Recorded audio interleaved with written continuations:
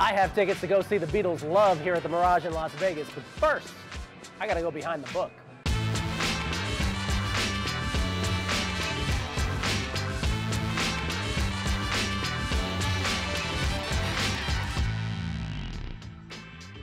Welcome to the Behind the Book online sports show. Gil Alexander, host of the Beating the Book podcast, along with the VP of MGM Resorts International Race and Sportsbook, Jay Root. Hello, Jay.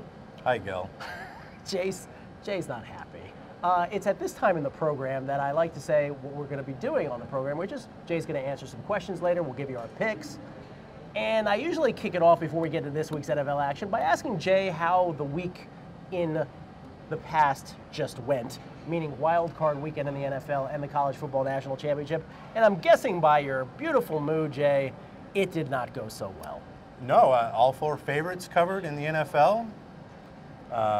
Clemson beat Alabama, and 80% of the people probably were betting Clemson. That is an average novice player, and then probably 70% of the total money was on Clemson. So, you know, what could have possibly gone wrong this weekend? That was probably the biggest handled college football game in the state of Nevada's history. Yeah. Bitter. Undoubtedly, probably the biggest loss on a college football game in the state of Nevada's history. Wow. So, yeah, it's been a rough week, you know. Well, I guess this would not be the time to give you this wonderful stuffed animal, Clemson Tiger. Yeah, is this Dabo? It's Dabo, baby. Yeah, Dabo. Wow, so violent. I had Clemson, by the way, as my pick last week. No shit. Yes, it did. Oh. Yeah. I took his cousin, the Lions, who laid an egg. Yeah. You're not happy, are you? Yeah. Boy. Wow. Well, don't do that at home. But animal not they real. play the national anthem this weekend. We are going to have an opportunity to make some money, so let's get on with it. Okay. The producing crew also, before we went on, would like to give you a loan. By the way, it's not all hundreds. There's some ones and fives in there, but, you know, for your dark times. Yeah, that covered about the kickoff, probably on the Clemson game, maybe, on my liability. But appreciate it. Thank you very much, gentlemen. Pretty sure these spend anywhere for you. Anywhere, yeah. I'm going to take them to the bar right afterwards. Enjoy. And, you know, finish up this little beverage. I guess the point of that, Jay, is none of us shed a tear for you. Yeah, I can gather that. None of us. Yeah. I apologize for that, but it had to be said. This has not been a great year for books, and that really put the exclamation mark on it. That's what you want to call it? Yeah. I was going to say it really went up our backside with something, but exclamation mark will work. Yeah, it was a really bad, I mean, this is the 6th week in a row that the NFL has been just brutal from a bookmaking standpoint. Yeah.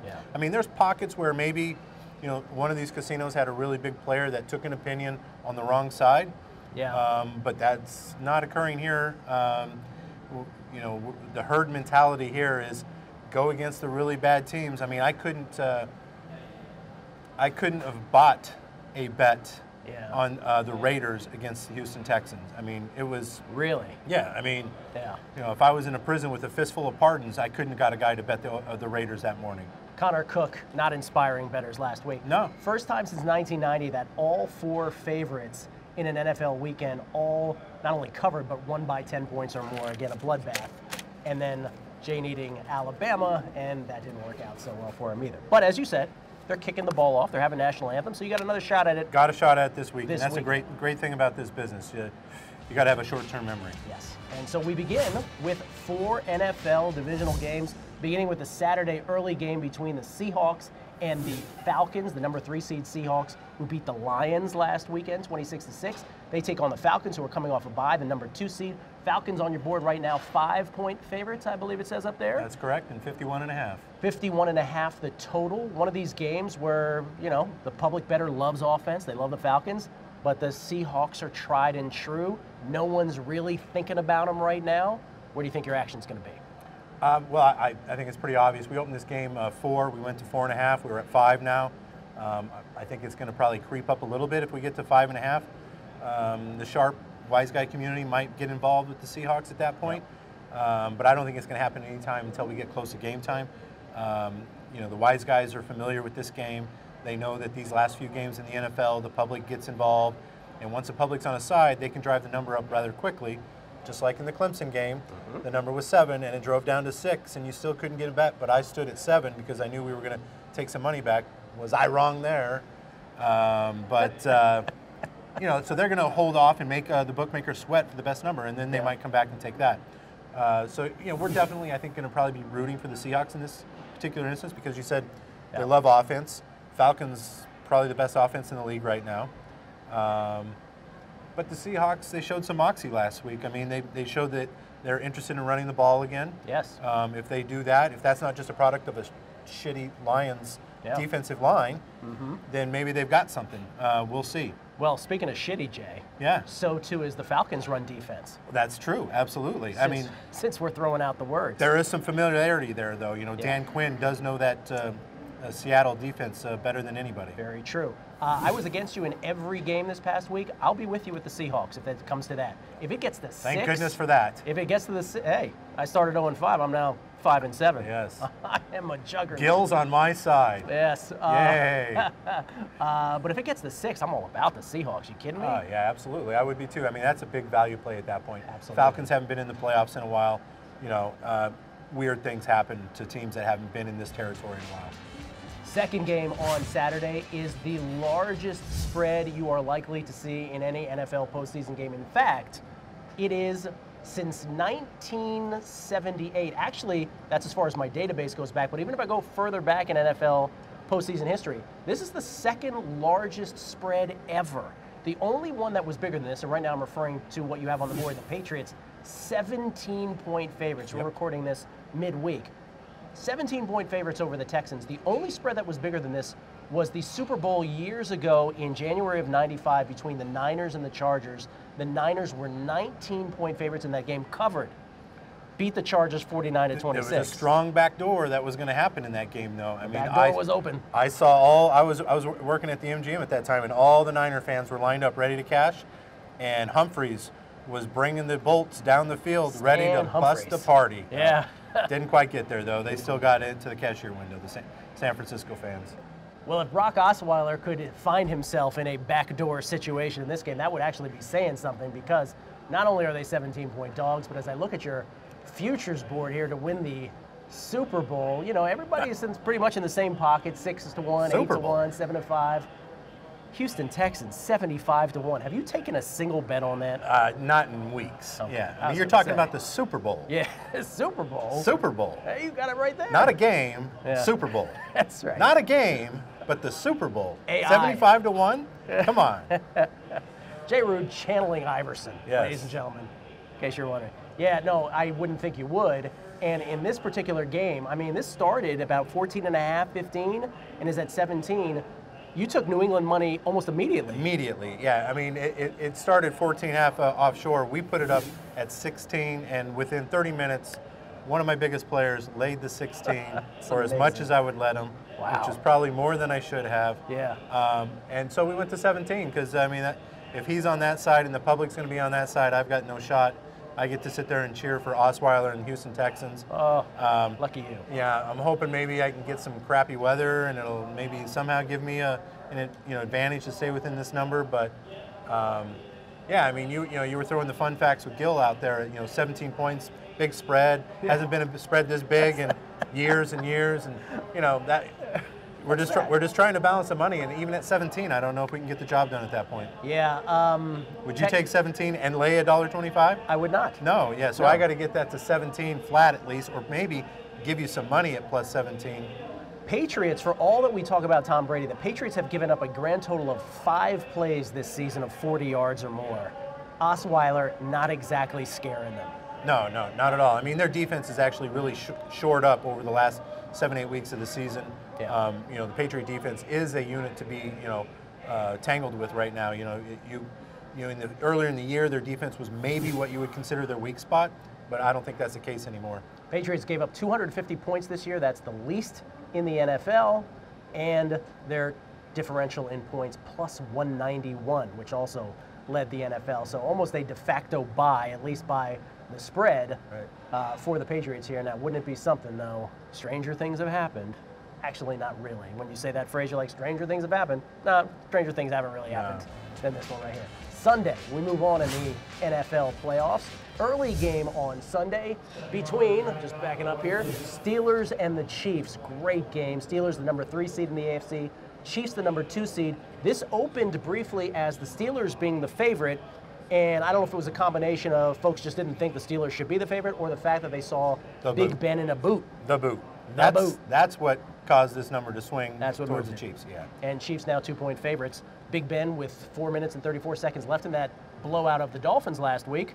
You know, Mike Tomlin leaves him in the game. Cameron Wake falls on his foot, and there's the boot. I don't quite understand some of these coaches. I mean, it seems like, you know, you got to pull your guys out, and they just seem to leave them in there. I don't care how much the player, you know, says I should go out there again. Right. If you've got a lead that's fairly insurmountable, you got to get your big players out of there. But you know, he does that. He shows up in a boot. We have Steelers 1.5, and of course the Sharps come and play Kansas City plus 1.5. I think there probably was going to be a little bit of play on Kansas City to begin with. I think the boot just sort of facilitated it a little bit more. Obviously, I think, you know, he's going to just have to have a stump in order not to be in this game. You know, you're going to have to cut his leg off for Big Ben not to play in this game. But with that being said, Kansas City's defense does have some guys that will get after, you know, Big Ben and get back there. And if he's got any kind of little gimp, they might acerbate it a little bit. And now you got Landry Jones, and that's not going to be a good thing for the Steelers. Steelers crushed the Chiefs earlier in the season, but that game was in Pittsburgh. That game did not have Justin Houston. Chiefs defense so much better with their standout linebacker in the lineup. And Tyreek Hill, the X factor, was not at full Tyreek mode back in week 4 when the Steelers played him. So, and I was talking off camera with you before. Yeah. That kind of a player in the playoffs, when you get an unexpected score in the playoffs, it is huge dividends at this time of year. And he's the kind of guy that you might expect to get something like that out of them. Unlike I did out of the Alabama defense. So just angry. saying. You know what other sharp bettor might like the Chiefs this weekend? A guy who's hit 5 out of his last 7? This guy right here, Jay Root. We'll see. I could see that. Final game, NFL weekend, divisional round. Maybe the marquee game if you had to pick one game. Green Bay at Dallas Cowboys, number 1 seed in the NFC. They are 4.5-point favorites as we look up at the board right now. Total set at 52, the highest of the weekend. Packers coming in having won famously 7 games in a row behind Aaron Rodgers, but Mike McCarthy has said Jordy Nelson, who got hurt with a rib injury in the second quarter of the Packers win last week over the Giants, he said if he doesn't practice Saturday, he's not playing. And if Aaron Rodgers doesn't have Jordy, that cannot help. These two teams played. Every one of these games, by the way, is a rematch of a game from earlier this season. This was a game that the Cowboys went into Green Bay and won by 2 touchdowns earlier in the season. Different Packers team, but again, no Jordy, that's a problem. Right. I mean, they hit a Packers team that was really reeling at that time. They're getting a Packers team that's full of confidence right now, albeit they just lost a really impactful player if Jordy can't go. And I don't think, even if he does go, he can't be much of a factor. You know, if he gets hit one time, he'll probably be out of the game. If he's out there, he might be a decoy, but I can see him getting chipped and, you know, getting thrown on the ground and then being out right away. But, you know, Randall Cobb's going to have to step up. Someone's going to have to step up big and be a target for Rodgers in this game, or, you know, it could be a long day for them. I think the public is going to squarely side with the Cowboys here. Even as hot as, you know, the Packers have been. Really? I think the public, you know, knows that this team, this Packer team, performs much different when Jordy Nelson is not on the field with this mix of players. And I don't think they're going to be willing to take the Packers in this particular spot. They're going to back a hot duo in the rookies and the Cowboys, and you know, hope that that offensive line produces great running opportunities for Zeke. Packers defense has not been nearly as good on the road this year as they have been at home, but it's Aaron Rodgers. I know, you know, and most of the time I don't need Aaron Rodgers, and I feel like I'm going to need him in this particular spot, and that always is, you know, one of those spots that's always bad. You know, whenever you need a team that you don't normally need, they never come through for you. When I need the Yankees, never win. When I need Alabama, never win. So, I mean, it's just, it's not a great spot to be in. If you have never been to Vegas, this is such a great weekend. I know last week was great when you throw in the College Football National Championship, but it's the last weekend with 4 games, divisional round. Your casinos are going to be packed. Your sports books are going to be buzzing, whether here at the Mirage, whether at MGM Grand, whether at any of the wonderful MGM Resort sports books up and down the Strip. Should be fun this weekend. It's going to be an absolute blast. I mean, on top of that, so you watch 2 games during the day, and then you go out for a great meal, go see a show, and then take your significant other to a club somewhere, you know, Hakkasan or something like that. Here, you know, One Oak at Mirage, and you know, maybe you score at the cashier's table and you score other places. So it could be a great weekend. What's your favorite show right now? My favorite show, I like Love here. I think, you know, I like the Beatles music. It's a good show. I also like COBB. COBB's fun. You know, it's one of those like, you know, kind of like, you know, it's like it's Basic Instinct kind of show. You know, it's a fun show. Weren't you telling me Terry Fedor off camera? Yeah, Terry's fun. You know, I like puppets. You know, I do that in my own time though. Okay. Would you like to answer some questions? Let's answer some, yeah. Folks on social media, Jay, happy to answer all your questions just by putting hashtag Behind the Book. That's the name of the show, or going right to the Mirage Facebook page and asking directly. This is from the wonderful hashtag Behind the Book. We don't know who sent this in, but this is a very good question, Jay. Okay. This person says, I have a futures ticket on the Cowboys to win the NFC. Should I take the Packers in this game to hedge my bet? If so, should I take the money line or the point spread? Yeah, excellent question. Excellent question. That's always a question that people try, you know, as you get down to the last two games here, you want to try and maximize your return on investment. A lot of people are pure gamblers and will just ride it out maybe and see where the chips fall. See where the chips fall. I'm not that type of a person. I mean, I approach this, and I think a lot of people probably should approach it as, you know, you're looking for a return on investment. You know, if you invest in the stocks, you want your stock to go up a little bit. Cowboys, if you invest in the Cowboys week 2 or 3, that stock is skyrocketed. So it's time to cash out a little bit on them. And I'm never a proponent of just strictly throwing money away one way or the other. You got to give yourself an opportunity to win both. And in that particular case, you got to take the 4.5 points, hope that Aaron Rodgers has got enough in the tank to keep it close. Cowboys win by a field goal, you cash your Packers ticket, and you have the opportunity next week to hedge again against whoever the Cowboys advance to. Give yourself a chance to win both. You know what I would add to that, though? I don't like throwing tickets away regardless. This person has not specified a dollar amount, but what I would say is if it's not a life-changing dollar amount, or you have no reason, conviction-wise, to go against your previous conviction of the Cowboys, I would just let it go. I wouldn't hedge at all. Yeah, it depends. I mean, you know, if they got the price at 20 to 1, right, and they've got a couple dimes on it, you might look at, you know, betting maybe to win, you know, 4,000 or 5,000 on this game, and then you double up to 8,000. And if you lost them, if you lose both of them, but your team still advances, you're still going to be looking at a 65% return maybe.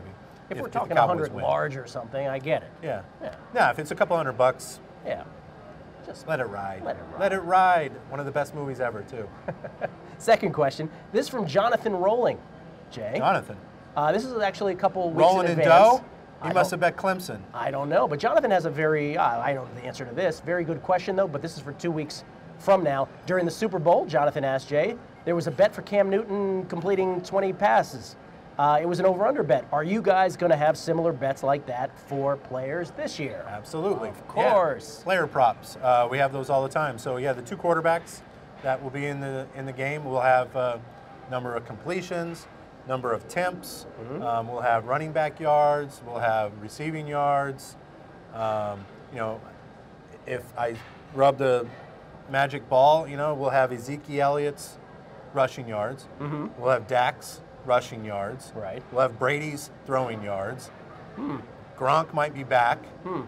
So it's a Cowboys-Patriots Super Bowl? Is that what you're saying, Jay? That's kind of what I'm saying, yeah.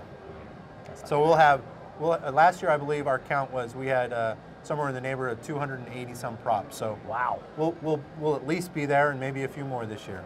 Which brings us, Jay, to your favorite part of the show, our picks. Absolutely. Who you got? I'm going to go with Seattle. Seattle? Yes. +5. +5. I think the Seahawks are playing with a lot of confidence. I think the emergence of maybe a running game. I think the fact that the Falcons are going in the right direction, but it might be just 1 year too early for them, or it might be 1 year too late. I don't know. They've got a lot of veteran guys, but for some reason I believe the Seahawks are going to be the team that has a little more experience in this spot and are going to be able to get there. I think the public is going to be all over the Falcons because of the high-scoring offense.